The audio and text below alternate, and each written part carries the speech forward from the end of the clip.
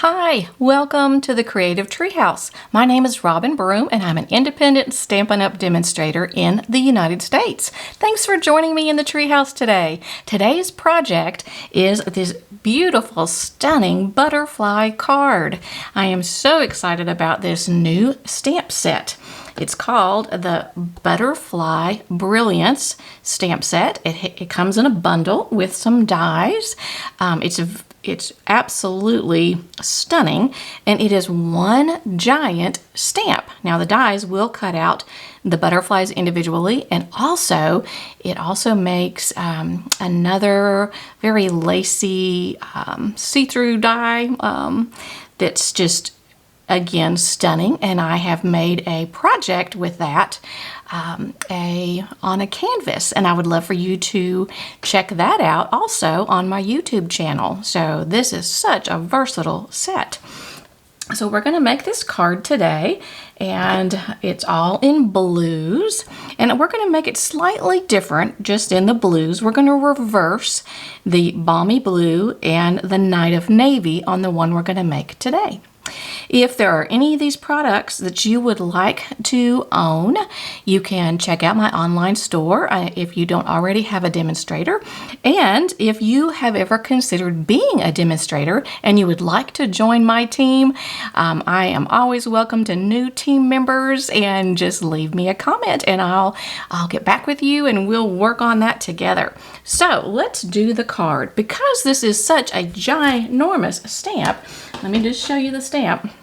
It is already well loved and well used, but it's all one solid stamp. And the best way to use that, you can use the biggest block, but I think the very best way to use it is with the Stamparatus. So we will attach it to our Stamparatus like that. All right, and let me show you also some of the dimensions that we're going to be using. Now, like I said, we are going to be using a smaller piece of white, and then changing out the blues from our, and let me see, let me check and see where, my favorite butterfly is the big one that's like a swallowtail, and so I just want to be sure that I get that one in the right spot, because he is right here. I'm going to bring him all the way to that, and once I figure out where I would like him to be, I am going to use my magnets and set him down. I think that's pretty close. And actually, let's do it. We could do it. I'm going to do it landscape instead of portrait. Let's see if he fits. Yes, I like that. That looks good. I think that's great. It's not going to get very much of our butterflies on the bottom, so let me check and see if I like that a little better. Did that get a little bit of the butterflies? Let me bring it down one more notch. I really like the graph paper on the bottom, so it really shows you what it is that you need, where you need to locate it. Okay, I think that's good enough. We will try this. Let me put my magnet here. Now, I usually have 2 magnets, but after a couple of years of having this, somehow I, kind of like when a woodworker forgets and doesn't do, remembers to be safe and actually ends up, cutting something, I ended up putting my magnets, they snapped together, and of course they broke. So if you have not ever purchased one of these, be sure to keep your 2 magnets completely separated. They are very, very strong magnets, and I don't think I had them that close together and zhunk, they just on their own snapped together. Actually twice. The first time I was able to get them apart. The second time, nope, it broke into pieces. So take it from me, I now know all about that. All right, so the first thing we're going to do is we are going to use our Pacific point, and we are going to just stamp up the entire image. And I think I'm going to use my stamp case, and I'm going to kind of just lay it right up under there to give it a little bit of stability. And I'm just going to take the stamp pad and I'm going to just stamp it this way. Let me see if I can slide in just a little more so you can see the whole thing. All right, I'm just going to stamp the whole thing.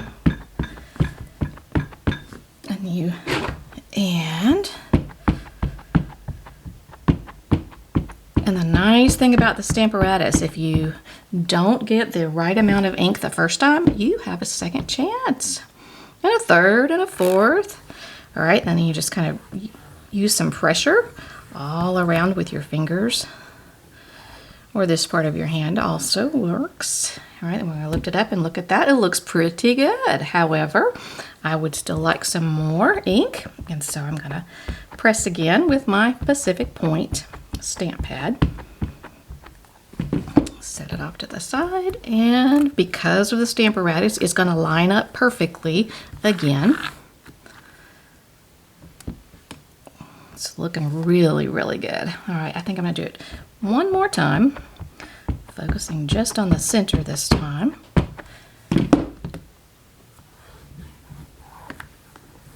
All right. Beautiful. All right, I'm done, I think, with my Pacific Point. I will slide that out of the way. Now, the next thing I'm going to do is I'm going to use Balmy Blue ink. And I'm going to, let me slide this back this way just a touch. I'm going to use the sponge dauber and the Balmy Blue. And I am going to go and I'm just going to do the centers of each of the butterflies. Lots of their wings, but pretty much just the centers. Adding a little darker right close to the body. Just with the sponge dauber. And it doesn't really matter if you go across his body because that will be covered up soon. Okay. These butterflies, just to me, I love the details on them. They're just absolutely gorgeous. All right, once we have all of our Balmy Blue in place with our sponge dauber, we can close up our Balmy Blue.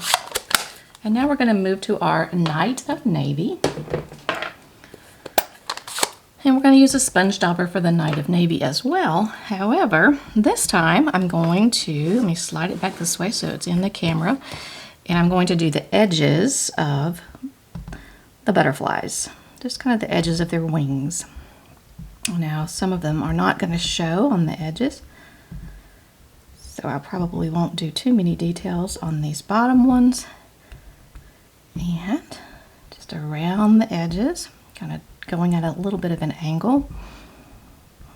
And like on this one, I'm going to do a little bit more actually on the edges of the butterfly, not just the outline. Okay, and then same with this one. But I will still also do an outline. Okay, and then on the big one, which I'm going to just call it a swallowtail, I will do the same thing. I'll get all the outer markings. And I'll also go around the edges. And then once I have all of that done, it'll be time to put it down and see what we've got. Okay. All right, let me slide that out of the way. And I'll bring it over this way just a little bit and we'll press again. You see, each time that we add the different inks, it just adds a little bit more to it. I like that. I think I'm going to add a little bit more just to the big butterfly. So I will go across here one more time. Just on the outside, those markings. Okay, and then bring it back, press it down, and it's just coming to life more and more each time. All right, I've decided that I want a little bit more on this one too. So, and that's just the great thing about the Stamparatus, is that you can just eyeball it, change it, and it all stays in place. It's great for multiples. Oh yes, I'm liking that. Okay, I'm through with a Night of Navy. All right, now I'm actually going to take some of the Stampin' Write markers, and I'm going to take the, oh, which one did we pick? We picked the basic black, and I'm going to take the thick brush tip, and I'm going to go over the center, their bodies, okay? And a lot of the body parts are not really sticking up, and it's not clearly defined, so you just have to kind of use your imagination slightly and go through all their bodies. And be careful not to stick your hand in your project off to under your hand. Okay. So again, this is the Stampin' Write marker. You do not want to use your alcohol markers because they will not come clean from the stamp. All right, let's put the bodies in now. And like I said, each time it's kind of neat just to ink it, press it, and then just see how it does. Oh, that's great. I love it. Okay, and now what I'll do is I'm going to take the Pacific Point marker, and I'm going to use the brush tip, and I'm just going to go through on spots that already have some ink, and I'm just going to give it just a wee bit more. And like it right in here. And on these, it just makes it just a little bolder, even more defined. I'm going to do that with each of these. Okay, and then also right in here, coming down. Okay, and then you just have to kind of decide where you would like it to be. I'm going to make the dots on each of these because they kind of disappear a little bit, and I'm going to make them pop out just a wee bit more on where we have used the daubers, which made it all soften up a little bit. Okay, a little bit of the dark blue there. Let's see if there's some on this butterfly we can use. Okay, and now we're going to take the balmy blue. Again, we're going to use the brush tip. We're just going to kind of go back around, almost as if we're blending it. And we're going to make a line here and up and here, like that. And then on this one, we'll do the same. We'll just kind of follow all those lines that are darker. We're going to make them even darker with our balmy blue. Same thing with all of that. Let's see. And this little guy got missed, so let's give him some colors because he's just barely peeping out. Okay, and then all right, like that. We're going to make him this slightly darker. And since this other guy got left out here, we don't want him to feel too alone. So let's give him a little more color there. And maybe a line right there. All right, looks good. Okay, and then sometimes if I feel like I've lost some definition, I'll actually go back with the fine tip and draw back over some of those lines that seem to have disappeared. Okay, looks good. And I could do this forever. All right, and then I'm going to start with the balmy blue. I'm going to do his body because there's a big difference there between the black and the white. So I'm going to kind of go over his body again, make it a little darker. All right, same with this guy and this guy. And then I'm probably going to go with the big one and make him, actually I'm going to use some of the Pacific Point and just make him actually pretty dark here. Like it. Okay. possibly this guy too. It's just up to you. You decide what your butterflies want to look like. What do you want them to look like? Okay, I think that looks good. I like it. All right, we are able to take it off of our pad here. And I'm going to make sure that my my magnet stays far, far away from the other magnets. Okay, so now we've got that. And then the next thing that I did for mine was I ran it through the embossing folder, and it's this one, and it is the Tasteful Textile 3D embossing folder. And I think I own every one of the embossing folders. I absolutely love them. Okay, and so, whoops, I got a piece of, so that's what it looks like. They almost look real now. I love it. All right, and when we run it through the embossing folder, it's going to look like this. If you can see just the detail in it, and I'll show you the one that we just did, just to compare the two. And they're both lovely, and you could use them both as either one, but I think the extra texture just makes a big difference. So we're going to use the extra texture, and on ours we are going to do, like I said, the opposite, and we are going to layer it with the Balmy Blue with the base of Night of Navy. So it's going to go like this. Now let me tell you the measurements, because I don't believe that I have. The white, your basic white, is 5 by 3 3/4, with your Balmy Blue being 5 3/16 by 3 15/16. Of course, you can change your measurements up to suit you. And then, of course, the outside of the card is your traditional A2 size card. That's 5.5 by 4 1/4. Okay, and then on the inside, I decided to make the inside dimensions, since you can make it the opposite if you are using the opposite blues, but on mine I'm using the Balmy Blue first, and that is 5 by 3 3/4, and the white is 4 3/4 by 3 1/2. Now there's an extra butterflies. I've made some of them originally with using almost a whole piece of paper, and some of the butterflies were left over, and so one of the butterflies that was left over became just the perfect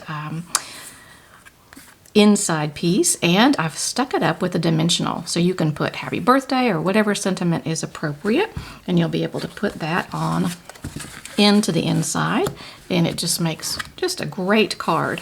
And the only other thing that I would want to do is I did put some of the faceted gems on.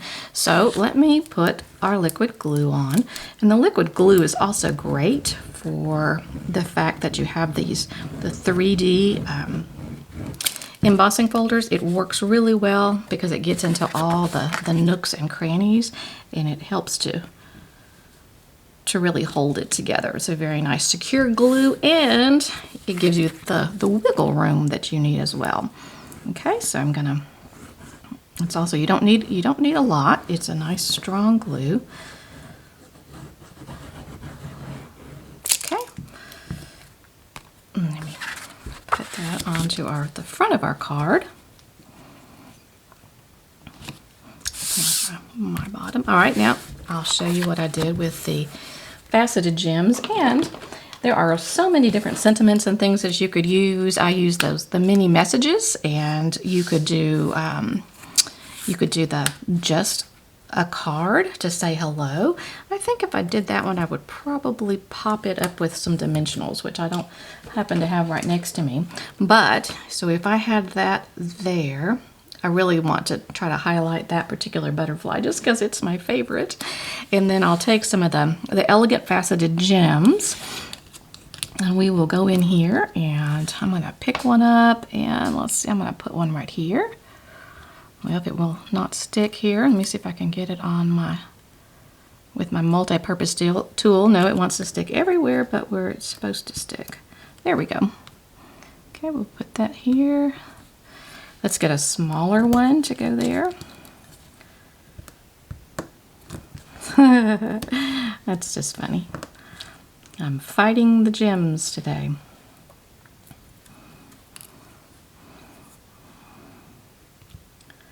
Did it go upside down? I think it did, yep. Yeah, it, my fingers seem to be, it seems to be stronger. All right, I'll do another one here, a smaller one. I'm just gonna put it down, push it down, good. All right, and let's see. We'll do another one. Should it be a big one? How about a small one? Let's get the small one loose.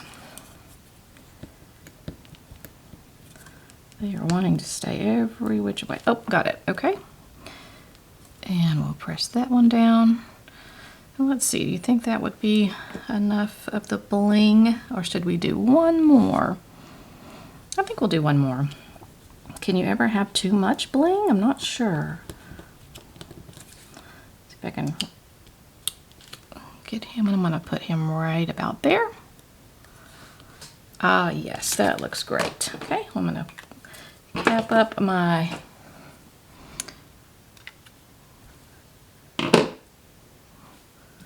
everything, including my glue. Yep. And there we go. So, like I said, this was not adhered yet, but I think I will adhere it with some. I could put it flat, but I'm going to adhere it with the dimensionals once I get those. You could also stamp it directly onto the card, like I did this one. I'm not using this one because I ended up getting blue everywhere, but there's that one. So here's our original, and I did use this. I did put the sentiment up on dimensionals for the original, and so you can see the difference between the opposite and the blues, and just which one strikes your fancy, which one highlights the butterflies more. I mean, they're both, I like them both. So, and then of course the inside, we would do the opposite for our inside with the other one. So that we have the inside. I guess I could glue that one down as well. So, and then I will put the dimensionals on this one, and it will be done. So there we go. Beautiful, beautiful butterflies.